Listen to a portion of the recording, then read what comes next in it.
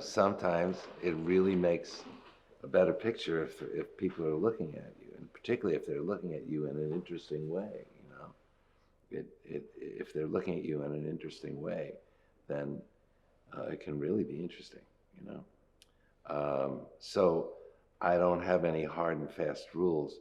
I started out always wanting to make pictures where people weren't looking at me, but I made a couple in the beginning where they were looking at me, and I realized the power of that as well. So it's both. It's absolutely both, and I can combine the two in the same photograph sometimes. So there's no hard and fast rule. It just depends on the expression on their face when they're looking at me.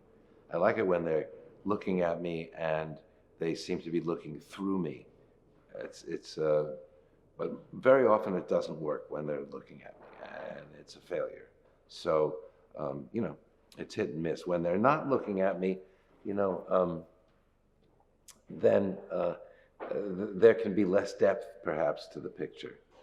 Complicated pictures where somebody's looking at you are better sometimes because of that.